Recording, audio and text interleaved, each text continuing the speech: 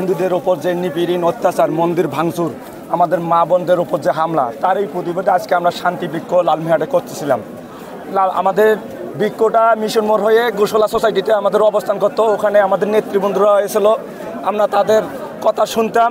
কিন্তু মাঝপথে এসে নর্থ বেঙ্গল মোড় পার হয়ে কিছু কুচুক্কুরি মহল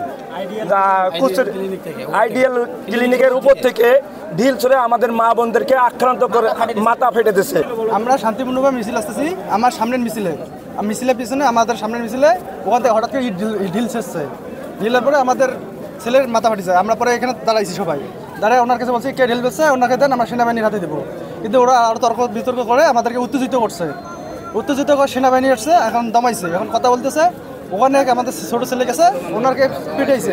পিটার পর আর উনি আরও হুমকি দেয় যে আমরা হিন্দুর মন্দির ভাঙবো। 50 বছরের ওয়ারেন্টি আর বাহারি ডিজাইনের মুস্তফা ইউপিভিসি ডোর, কাটিয়ে দিন নিশ্চিন্তে 50 বছর। Mustafa uPVC door, excellence with durability.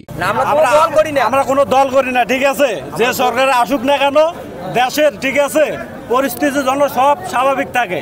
Hindu, মুসলমান, বৌদ্ধ, খ্রিস্টান আমরা কিছু চাই না, সবাই আমরা ভাই ভাই, ঠিক আছে?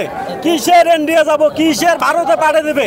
এদেশে আমরা জন্মেছি না, এদেশে আমাদের বাপ মাকে স্বাধীন করে নাই, ঠিক আছে? আমরা এই দেশে জন্মেছি, এই দেশে থাকবো।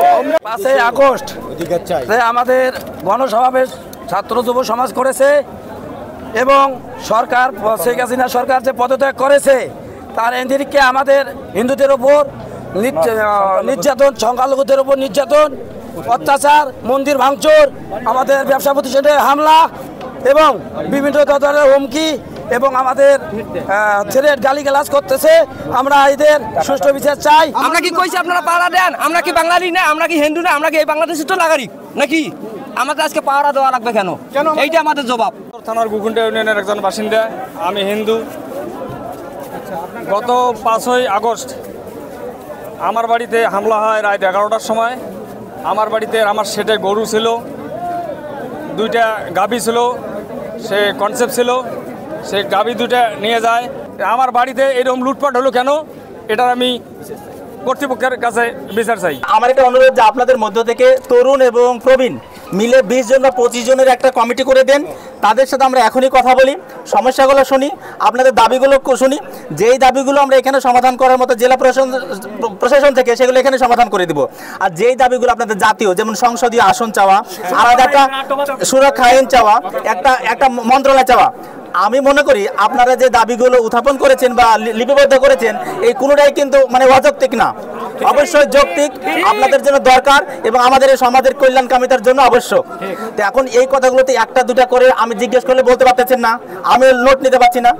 আমার মনে হয়, আমার অনুরোধ, আপনাদের যারা সিনিয়র নেতৃবৃন্দ আছেন এবং আমার পূজা উদযাপন পরিষদের যারা সম্মানিত সভাপতি আছেন, তারা মিলে তরুণ এবং প্রবীণ মিলিয়ে একটা কমিটি করে দেন।